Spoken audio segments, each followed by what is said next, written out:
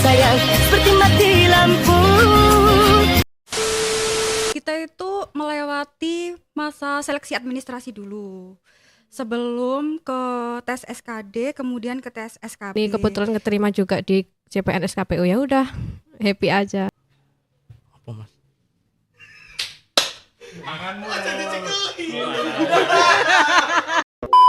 Saya kan fresh graduate, jadi ya A few moments later. pengalaman pertama saya kerja di sini ya saya One eternity later. mengalir aja lah Pak, untuk pengalaman.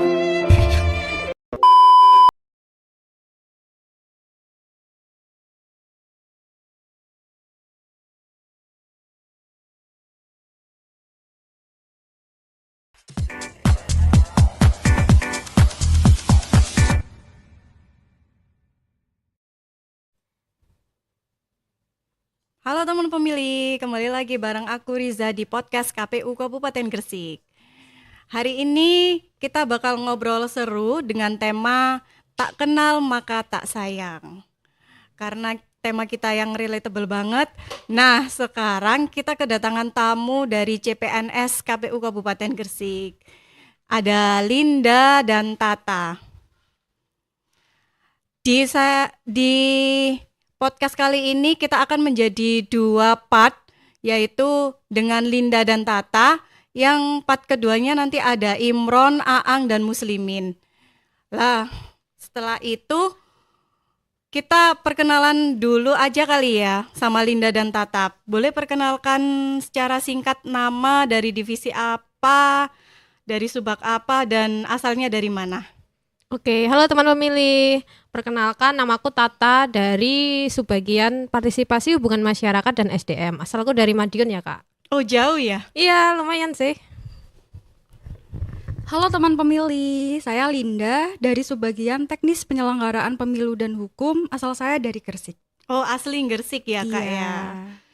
Kak, boleh cerita nggak ini awal perjalanan kalian daftar CPNS KPU hingga diterima?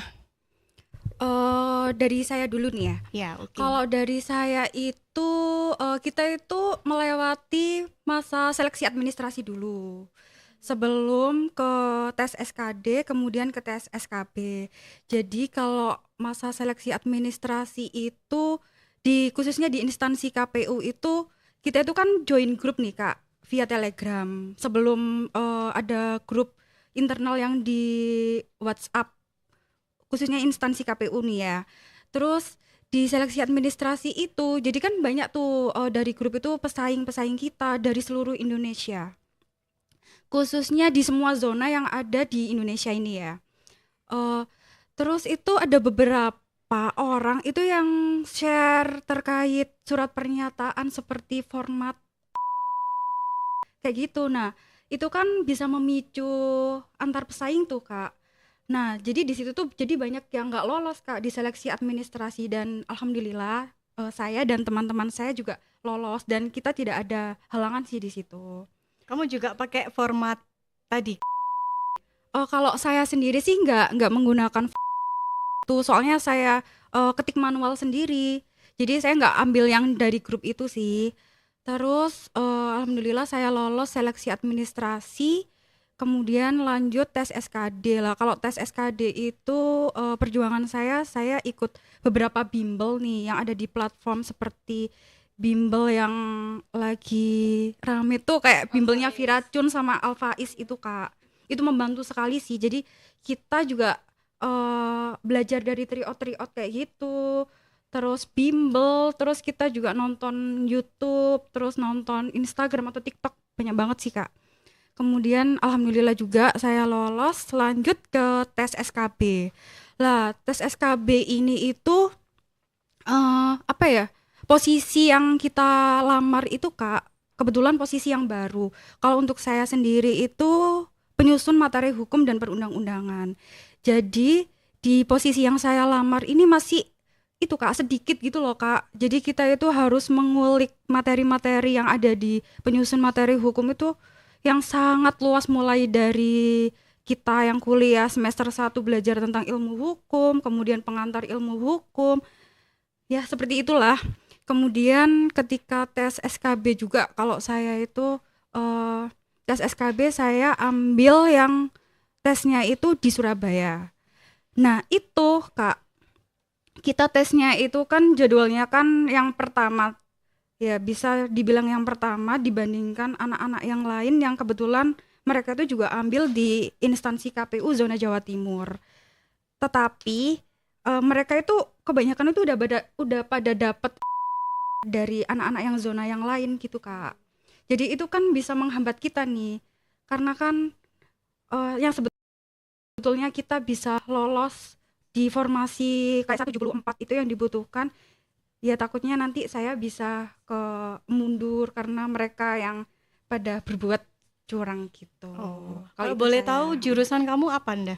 Kalau saya hukum. Hukum. Iya. Berarti udah niat dari awal ya. Iya. Kalau Tata nih, Jadi kalau mulai dari awal ya, kan waktu itu pas ada kayak seleksi CPNS itu kan aku lagi di masa wisuda kan ya, fresh graduate gitu Kak. jadi fresh Iya. graduate. Jadi itu waktu itu kan masih kayak hektik gitu ya, hektik, dan terus tiba-tiba ada kayak lihat-lihat sosmed, ada berita tentang CPNS gitu, terus akhirnya aku iseng-iseng. Awalnya tuh iseng-iseng ikut-ikut teman sih, kan ada temanku yang ngedaftar CPNS. Terus aku ikutan. Lah habis wisuda itu langsung kayak seleksi kayak pengumpulan berkas gitu. Nah, terus kalau masalah belajarnya sama sih kayak Mbak Linda. Jadi ya ikut bimbel, tapi kalau di kasusku itu aku belajarnya itu setelah aku tahu kalau aku lolos seleksi berkasnya. Gitu. Jadi kalau setelah kan ada pengumuman tuh seleksi berkas. Nah, kalau udah kan aku lihat namaku, oh ada lah, itu aku baru memutuskan untuk belajar gitu. Belajarnya sama sih kayak di Alfaiz, lihat kayak tutor-tutor di YouTube, cara pengerjaan soal-soal itu biar cepet gitu. Begitu, Sama luar sih. biasa. Waktu pertama kali keterima CPNS di KPU, apa yang ada di pikiran kalian? Kalau aku ya yang pastinya senang sih Kak, soalnya ya kan aku fresh graduate juga, dan kayak impianku terwujud juga sih, soalnya nyari kerja kan juga susah, terus ini kebetulan keterima juga di CPNS KPU, ya udah happy aja, dan dan juga dibantu oleh doa orang tua ya. Doa orang tua. Kalau Linda nih? Kalau saya ketika dapat pengumuman lolos di instansi KPU ini, khususnya di Gresik juga ya Kak ya, saya happy Kak, karena yang pertama home base, jadi aku nggak pakai ngekos lagi, terus untuk yang lain-lain bisa lah di cover sama orang tua juga ya gitu. Oke, setelah keterima di KPU, pasti ada momen lucu atau pengalaman awkward mungkin kali ya. Boleh diceritakan, mungkin ada dari Linda dulu deh. Kalau dari saya itu pertama itu orang-orang kantor itu pada ngomong komisioner.